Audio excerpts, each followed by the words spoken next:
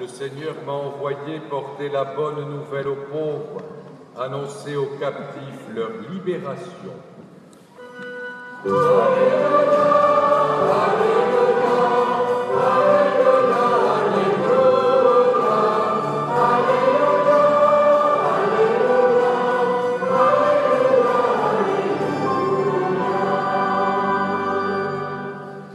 En ce temps-là, dans la synagogue de Nazareth, après la lecture du livre d'Isaïe, Jésus déclara : « Aujourd'hui s'accomplit ce passage de l'Écriture que vous venez d'entendre. » Tous lui rendaient témoignage et s'étonnaient des paroles de grâce qui sortaient de sa bouche.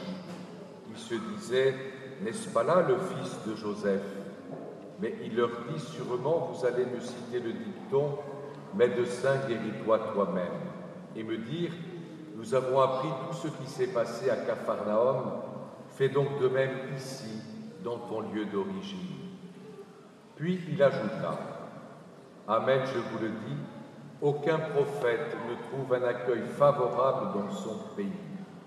En vérité, je vous le dis, au temps du prophète Élie, lorsque pendant 3 ans et demi le ciel retint la pluie et qu'une grande famine se produisit sur toute la terre, il y avait beaucoup de veuves en Israël. Pourtant Élie ne fut envoyé vers aucune d'entre elles, mais bien dans la ville de Sarepta au pays de Sidon, vers une veuve étrangère. Au temps du prophète Élisée, il y avait beaucoup de lépreux en Israël, et aucun d'eux n'a été purifié, mais bien Naaman le Syrien. » À ces mots, dans la synagogue, tous devinrent furieux. Ils se levèrent, poussèrent Jésus hors de la ville et le menèrent jusqu'à un escarpement de la colline où leur ville est construite, pour le précipiter en bas. Mais lui, passant au milieu d'eux, allait son chemin. Chers frères et sœurs, cette messe d'action de grâce qui nous rassemble ce soir dans cette église Saint-Jean nous invite à être rejoints par ces passages de l'Écriture. Finalement, au cœur de tout ce que nous avons pu vivre pendant toute cette semaine, et en particulier pendant ces 3 jours, je pense ici vendredi soir avec le groupe Open et hier tout l'après-midi avec différents intervenants, certains sont là encore parmi nous. Guillemette a lu tout à l'heure la première lecture, nous l'avons entendu, le groupe Lux nous a chanté le psaume, Clément d'Escoffier a lu la 2e lecture, certains sont là encore, et ils ont tenu finalement à être avec nous de bout en bout de ce festival. Et cette parole du Seigneur que vous nous avez lue, que je viens de proclamer, nous rejoint véritablement, me semble-t-il, au cœur de ce que doit devenir dans l'avenir ce festival de la lumière. Ce festival, il a une dimension prophétique, une dimension missionnaire. Nous célébrons le Seigneur et tout au long de ces jours, finalement, nous n'avons eu qu'un désir, c'est de faire briller, d'illuminer autour de nous cette lumière qu'est le Christ. Pour la plupart d'entre nous, rassemblés dans cette église ce soir, nous avons, comme l'on dit, la foi. Nous avons cette foi dans le Christ. Peut-être certains aussi sont peut-être sur un chemin plus dubitatif. Mais chacun ici, et vous voyez, les portes sont quasiment ouvertes de l'église, chacun est le bienvenu. Chacun d'entre nous, parce que nous sommes d'abord des humains et que nous sommes, pour la plupart d'entre nous, des chrétiens, nous cherchons. Nous cherchons finalement un sens à notre vie. Cette vie qui nous a été donnée, certains diront bien sûr par le Seigneur, ceux qui ont la foi, pour d'autres, pour des raisons plus mystérieuses. Cette vie qui nous a été donnée et que nous accueillons au cœur de nos mains. Et finalement, cette vie, qu'est-ce que nous allons en faire de cette vie ? Qu'est-ce que nous allons tracer tout au long de cette existence ? Il y a des existences plus ou moins longues, plus ou moins courtes, mais chacune finalement a un sens.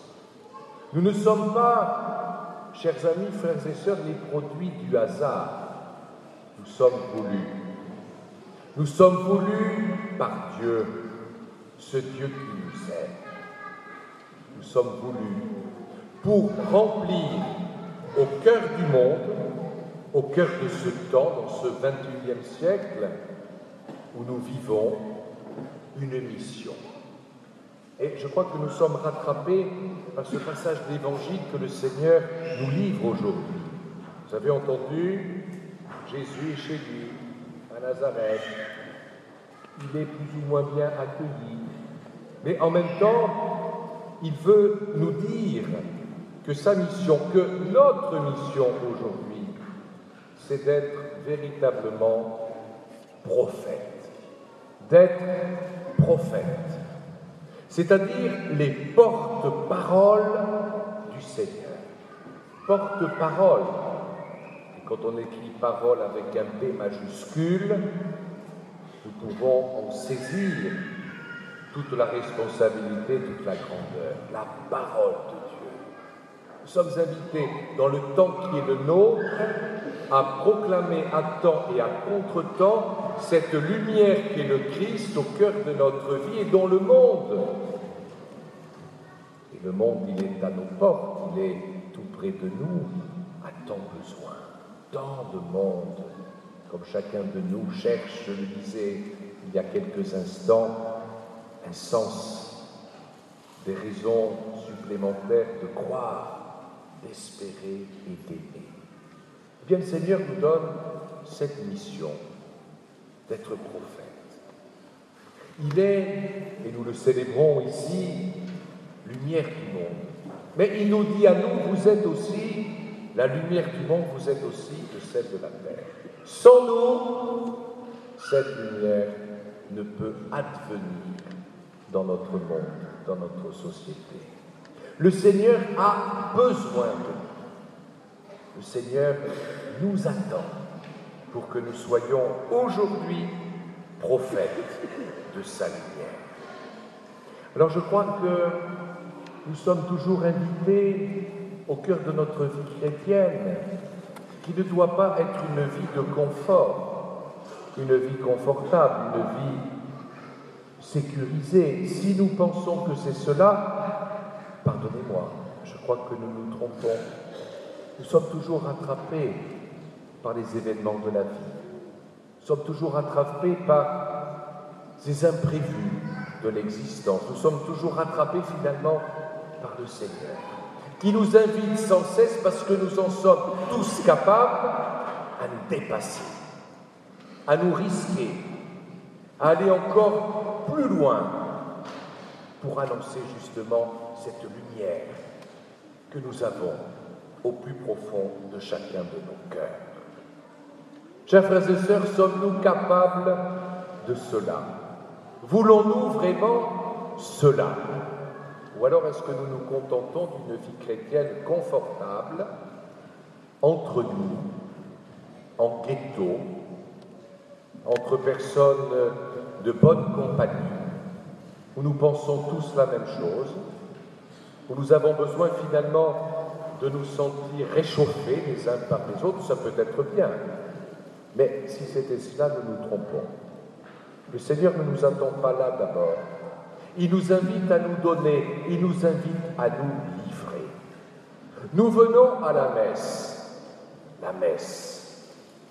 missa.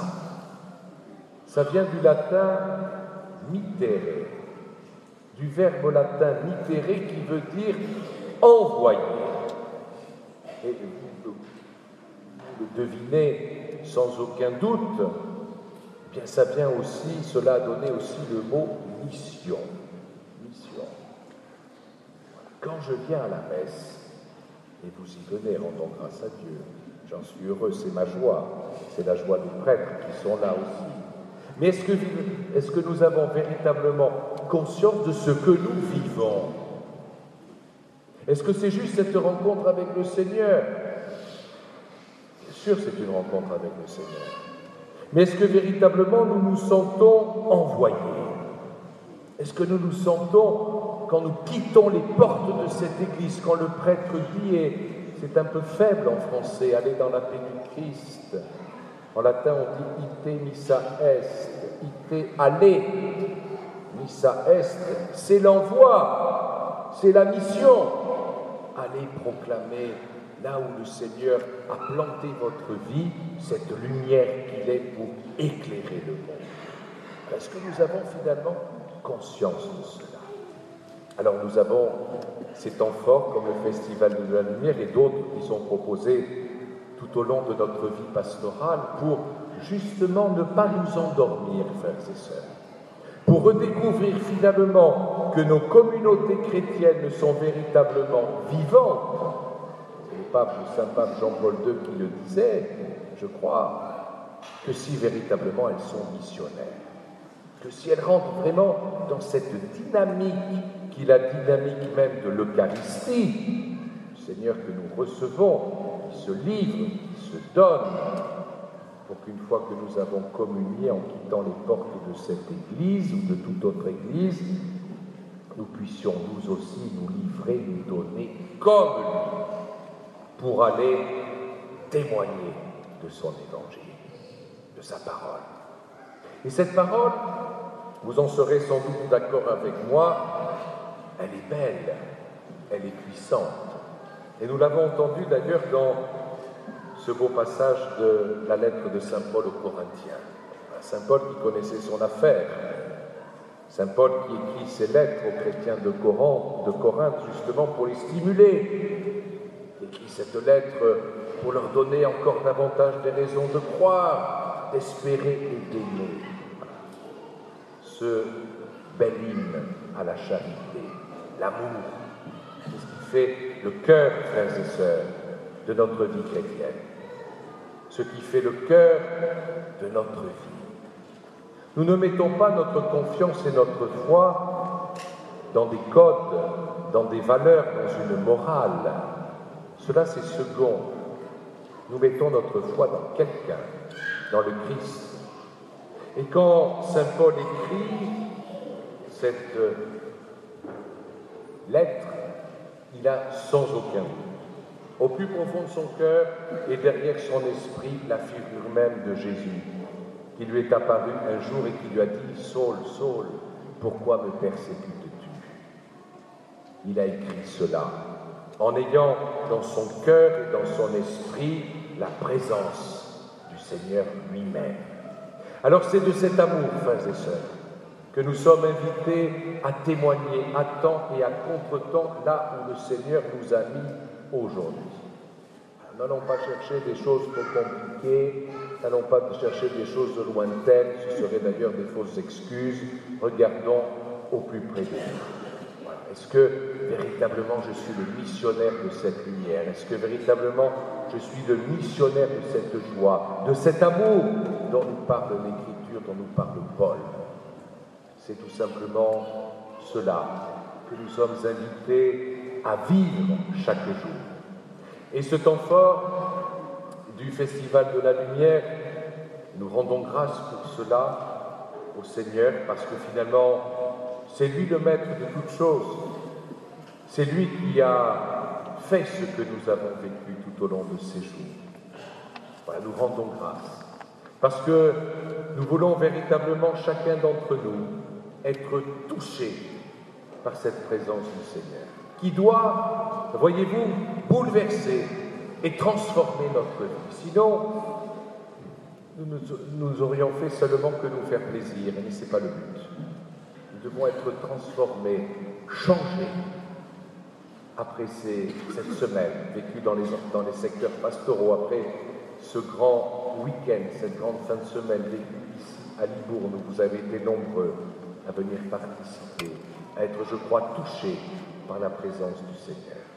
Eh bien, en célébrant cette messe d'action de grâce, chers frères et sœurs, demandons véritablement au Seigneur de faire de nous, à partir d'aujourd'hui, à partir de cette année dans la paix du Christ, véritablement des prophètes de sa joie, des prophètes de son amour, les prophètes de sa lumière.